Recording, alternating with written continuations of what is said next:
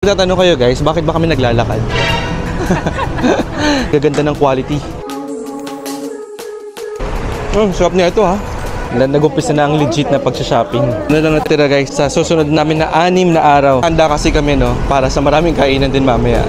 First time na gagawin natin here no, sa Thailand. Tara, samahan nyo ako, magpagawa na tayo ng suit para sa mga event na a-attendan natin ngayong 2024. Okay, hi guys, kamusta? And welcome again to our YouTube channel. Today, medyo puno ang itinerary natin, no? Because we will be going to multiple locations dito sa may Bangkok. Okay? So, kagabi, we've actually had the chance to had our street food. Pero feeling namin hindi kasi yan sapat guys, no? Lalo na pag nandito ka sa Bangkok, nako, mukhang yung isang street food hindi yan enough. Because today sa Saturday, we will have our Chatuchak, and guys, itong Chatuchak ay only open during weekends, Saturday and Sunday lamang, no? So hindi sila nag-open during weekdays. And another location na pupuntahan natin is also Pratunam Market. Pratunam Market is also similar sa Chatuchak, but this guys is open naman everyday, no? And sikat din to sa mga murang bilihin. So, kung kayo po ay medyo mahilig sa pagsha-shopping, yan din yung location na dapat nyong puntahan. Guys, tara, samahan nyo kami sa aming paglilibot dito sa Bangkok. Let's go! So, nakalabas na kami guys ngayon ng hotel, no? Yan, lakad na tayo ngayon papunta ng MRT. So, ito, nakita nyo guys, so, yung malapit sa may hotel namin, meron din nagbibenta ng mga ganyan. So, parang ang sarap niya, di ba? So, pupuntahan din natin yan maya-maya. Okay. So, katulad ng sinabi ko sa inyo guys, itong area na to, malapit lang yan dyan, no, sa Prakanong, no, na MRT. And actually, kapag nandito ka naman sa Bangkok, parang Pilipinas lang din naman siya. Siyempre, hindi nag-agree yung wife ko. So, parang ka lang din nasa, Manila. Okay? Ayan, no, yan yung itsura niya. So, ito yung hotel namin guys, oh. Color brown na Belvedere. Belvedere pala. Ayan, Belvedere yung color brown. First order of business natin, kukuha tayo ng ticket. Pero, iniisip namin guys, for this one, baka magra-rabbit na lang kami. Ito yung itsura na nila guys, oh. Kuhanan ng ticket. Pero ito yung mga single entry. Hello. How much is the rabbit? 50. Card issuing fee 100 baht. Cannot use, cannot refund. And you top up 100, so you pay 200 baht for start. Card valid 7 years. Top up maximum 4,000. You have to show passport. Yan guys, so kapag kukuha kayo ng rabbit, so kailangan merong passport na dala. Ito guys yung itsura na nila, nung rabbit card nila. Ayan. We were able to get this rabbit card, for 100 baht. So, mga 150 pesos yan sa atin.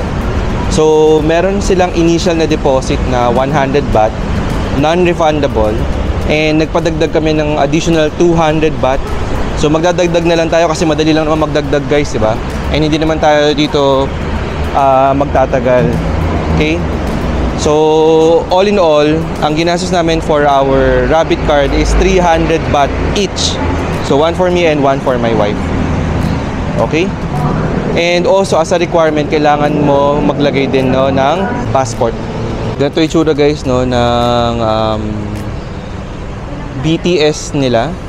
So, wala siyang pila. And, maayos naman, malinis naman. Pero, ibang-iba ito doon sa nakikita natin, kapag nagpupunta tayo ng mga Hong Kong or Singapore. Kumbaga, hindi pa siya kasing advanced. But, for us, for me, this is technically even better than ours dyan sa Pilipinas.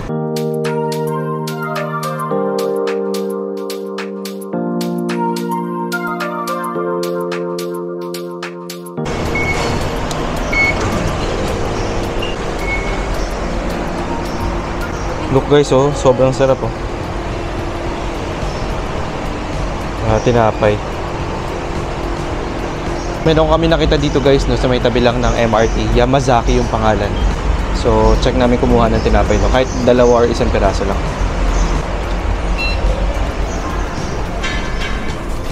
Ito mukhang masarap. cheese edamame.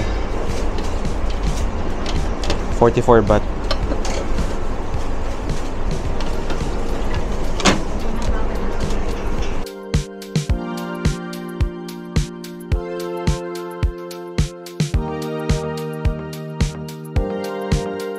So guys, so sa mga normal namin napapansin, yung mga bansang nakapaligid sa Pilipinas, no, may hilig sila talaga sa tinapay.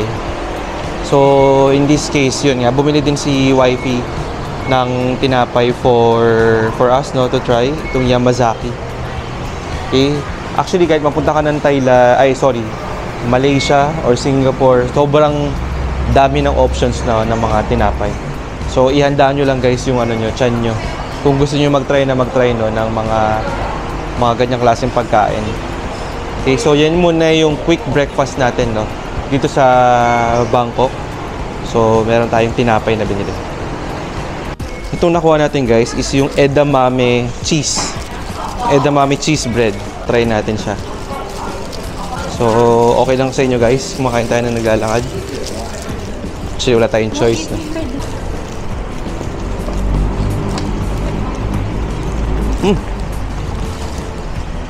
Unang kagat, edamame na.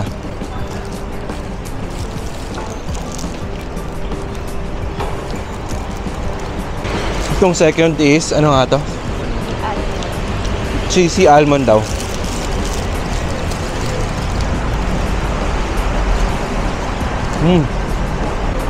Sarap niya ito, ha. Okay, niremind ni wifey. Yung mga tinapay daw doon, binibake ng 7 o'clock in the morning. Okay? So, that's already a good indication, no? Yung kinakain natin fresh. Diba? Actually guys, hindi ko lang alam kung napakita ko sa inyo, no? But yung store na napuntahan namin, nandun mismo yung oven. So, dun sila mismo nagbe-bake. Si ate kanina, no? Yung nandun sa bandang dulo, nagpe-prepare na siya ulit ng bread. Siguro for another batch yun. Okay guys, sorry nag-aalakad tayo. Kumakain tayo ng breakfast. Ganito lang yung mga breakfast, no, na normally na kinakain namin because naghahanda kasi kami, no, para sa maraming kainan din mamaya. So guys, para makita nyo lang yung background, no.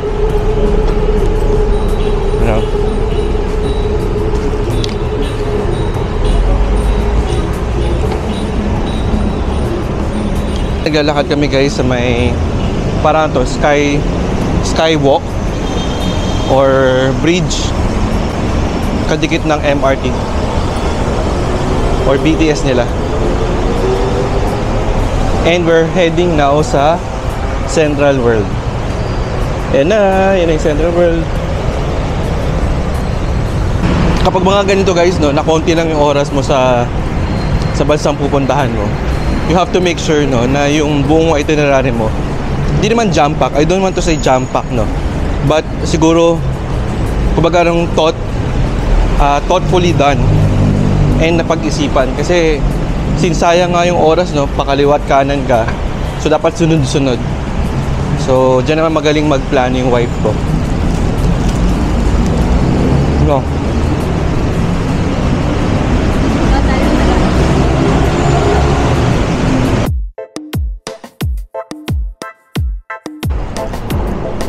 Ito guys, oh, unang bubungad sa inyo dito is yung malaking Apple Store.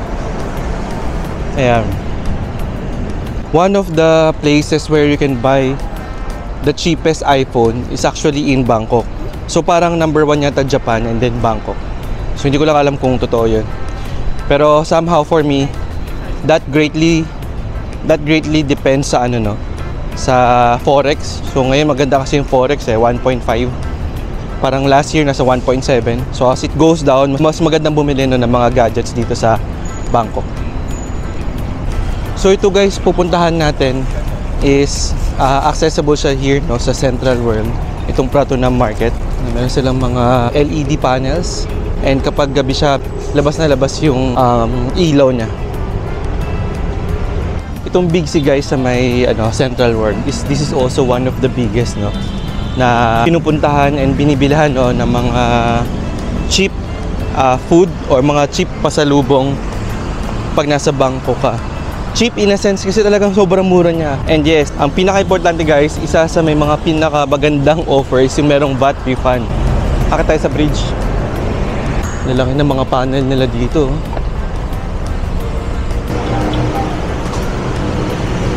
Pagtatanong kayo guys, bakit ba kami naglalakad? So, actually pwede naman tayo mag-Bolt or mag-Grab. So, sagutin ko na kayo. Gusto namin maglakad because gusto namin mapagod. Para yung mga kinain namin, mabilis siya ma-digest. And, makakain pa kami ulit ng mas marami. So, since maaga pa naman, mga 8:30 or 9 o'clock, 9 o'clock pa lang, maganda yan, no? Part of our exercise.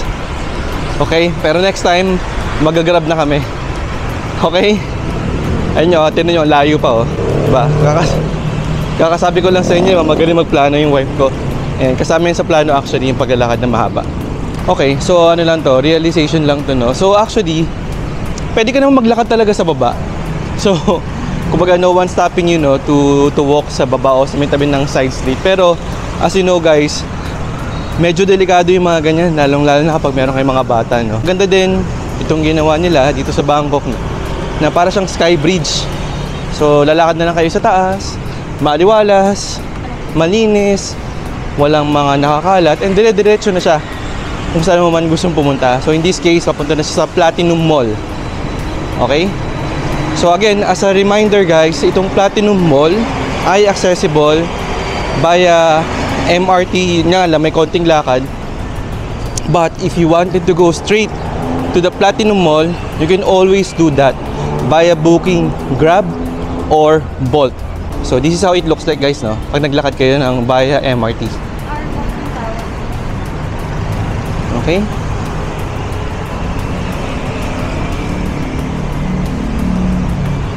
Yan. So ganyan yung itsura niya guys, no? So sabi nga nila para ka talaga din nasa Pilipinas lang. Okay? So ito para ka nasa crossing ng Cubao. Right now nito sa Platinum Mall.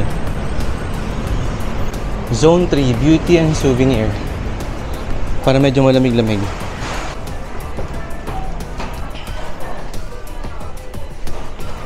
Sarado pa guys. So para ka actually dito nasa nasa 168 Mall. Ayan. Nakalabas na tayo guys, no, ng Platinum Mall. Okay guys, so dapat makarating kayo dito, no, sa lugar na to because this is the famous parang picture location, no, here in Bangkok para makarating kayo, no, ng Pratunam. Okay? So this is how it looks like. Okay? Ayun yung Platinum Mall. So Platinum Mall, lipat kayo sa kabila. Dito mayroon mas mga mura, no, na mga damit. Itong Pratunam guys, para lang din siyang divisoria natin. So konting ingat lang din guys, no, because may mga karatula din dito na nakalagay na mag-ingat sa mga pickpocketers.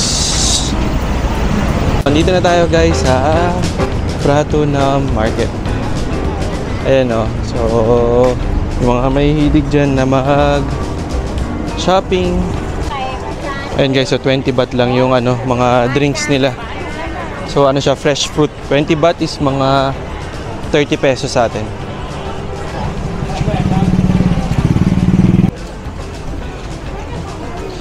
So para doon guys sa mga nagre-resell dyan, no, ng Shopee or Lazada or mga nag-o-online sa TikTok store, magandang location tong Pratunam para sa mga bultuhan ninyong binibili. Ang maganda pa dito, pwede nyo siyang presyuhan ng mas mataas kasi ang gaganda ng quality. So medyo yung quality nito guys, parang pwede mong ipantapat sa mga department store natin, no, dyan sa Pilipinas. Okay? Good source of business.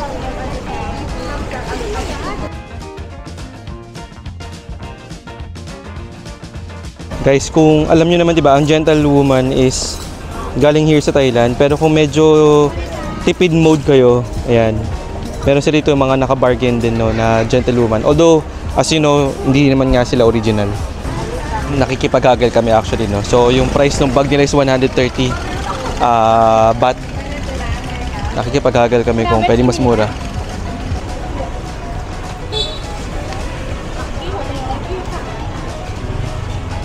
Bibili na tayo ng... Yung mga nagsa-shopping dito guys, so ayun, no, makikita mo, mga naka-trolley bag sila. Kasi nga mabigat.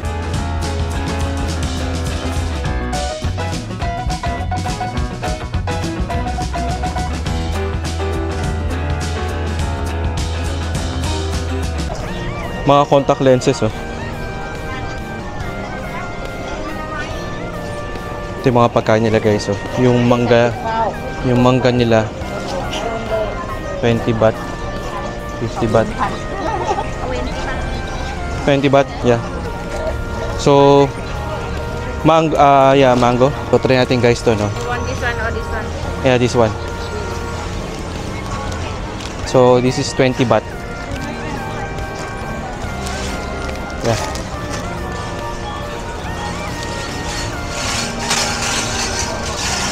So ito yung pera nila guys, oh. Thank you.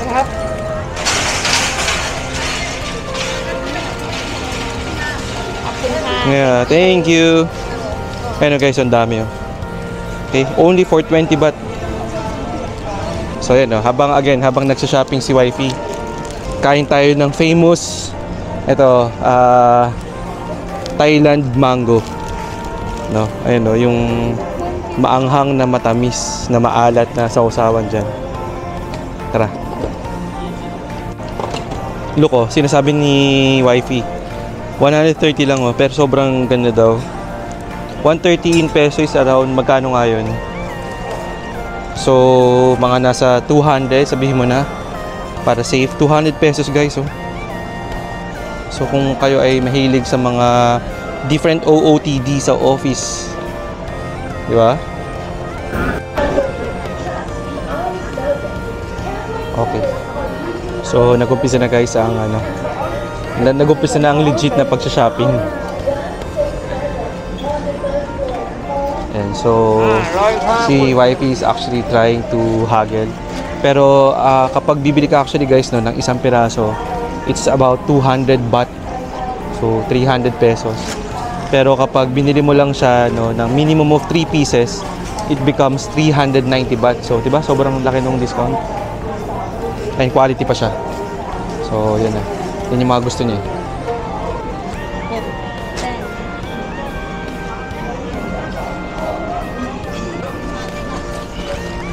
Okay guys, nakapag-shopping na siya. Ano, tara, uwi na tayo. baka madagdagan pa. Okay. So ito na lang natira guys. Sa susunod namin na 6 na araw. Ito na lang. So tulungan nyo ako guys kung paano dito pagkakasyahin sa loob ng 6 days natin dito pa sa Bangkok. Sorry, 5 days pala. Okay? Usong-uso dito guys yung yung mga Thai na nandito sila, nakatambay lang sila sa gilid, tapos nagla-live selling sila. So kung ikaw nga naman nakabili na sa live selling, ang gagawin na lang ni ate, bibili na lang niya, 'di ba? Kasi bibigyan na lang niya yung presyo diretso. In that sense, hindi na sila nagtatambak ng mga madami-daming mga stocks, 'di ba? Right, as it is na lang sila. Galing, 'di ba? Okay guys. So I hope no na bigyan namin kayo no ng magandang tour dito sa may Pratunam Market. So ito lang yung market na makikita mo na walang langaw and hindi nagkalat yung mga ipis. Okay? So ngayon i-compare natin itong Pratunam Market experience namin sa Chatuchak. Okay, so yung background na dito tayo ngayon guys sa Sky Bridge between Pratunam Market and also Platinum. And according sa mga nababasa o naririnig natin, ito ay isa sa mga sikat na area kung saan kukuha ka ng Instagram photo mo, no? Kasi kapag may picture ka daw dito, ibig sabihin, no, nakapag Thailand ka na o nakapag Bangkok ka na. Okay? Ayan. So you can see that on my background.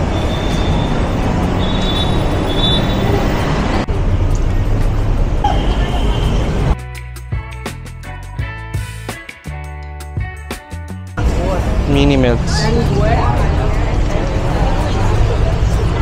Guys, nandito tayo ngayon sa may labas, no, ng Platinum. And kung mapapansin niyo, ito nag-umpisa na marami ng mga pagkain na makikita dito, no. Pero hindi muna tayo magpapabudol. Kasi marami pa tayong gagawin, so sobrang aga pa, guys. Huwag muna tayong kumain. Yung plan natin na kumain is sa Chatuchak na. But then again, since ito everyday naman siya nandito, pwede natin itong balikan.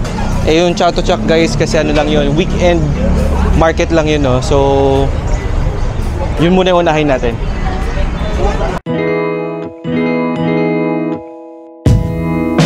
Hi guys, kamusta? So ngayon, bumalik tayo sa Platinum Mall. And yung pinaka gagawin natin dito, and we are quite excited because this is also the first time na gagawin natin here, no, sa Thailand. As you know, Thailand is also famous para doon sa mga nagpapagawa ng suits, no, or mga coat and tie na tailored fit para talaga sa'yo. And for quite some time, actually pabalik-balik naman talaga tayo ng Thailand kasi favorite place natin to, no. Whenever, you know, you would think of a place na mura talaga, Thailand is really top of mind.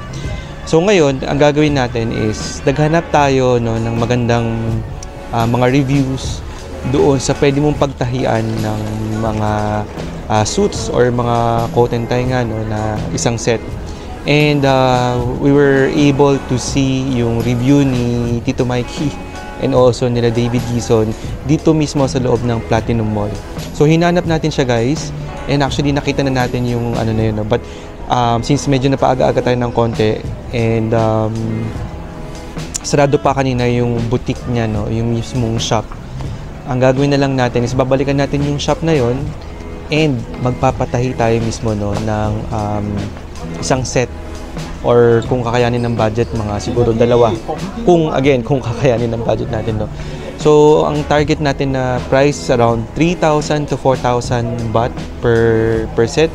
So that is equivalent to what, mga 5,000 to 8,000 pesos ang bawat isa. And we will be able to know that later on, no, kung magbibigay siya ng discount kung dalawa yung ipapagawa natin. Okay? So tara, samahan nyo ako, magpagawa na tayo ng suit para sa mga event na a-attendan natin ngayong 2024. So let's go.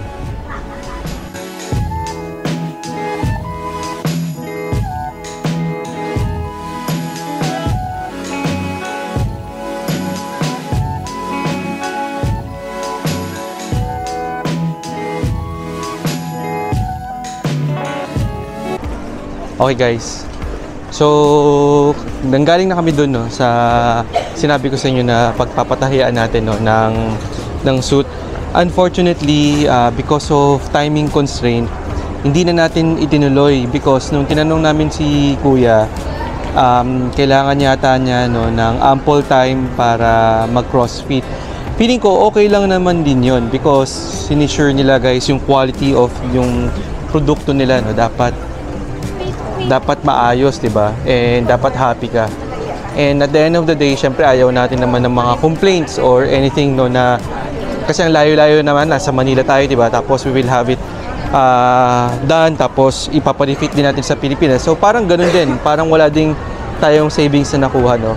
So para sa inyo, guys, na magpapatahe dito sa may Bangkok, doon sa TikTok niyo ni Tito Mikey and also ni David Gison, make sure lang, guys, na meron kayong ample time because on our side, again, syempre hindi naman natin pwedeng i-swap na yung mga activities natin and yung ticket natin, no, hindi na natin pwedeng ipa-rebook because mas mapapamahal tayo. So better na lang, no, na wag na lang natin ituloy. So kailangan nyo at least, guys, no, ng 3 days kasi okay naman daw siya na ibigay yung unang tahe. Ang problem nga lang, hindi mo na pwedeng ipa-fit ulit o hindi ka na pwedeng magpatahe ulit sa kanya. Hindi mo na pwedeng ipabawas, pasikipan, paluwagan because pag pumayag ka na, of course, ng one-time fit lang, nasa iyo na yung risk. Kumbaga na yung risk kung masikip ba siya o maluwag, nasa iyo na. Okay? So kapag kayo naman medyo risk taker, kumbaga, okay na yun, gawin nyo na yun, di ba? Pero for us na gusto namin makasure doon sa mismong pit, so we thought no na baka sa susunod na lang kapag medyo mahaba-haba na yung oras natin dito sa Thailand. Okay? So yan yung update natin for you. Ngayon, punta na tayo sa Chatuchak.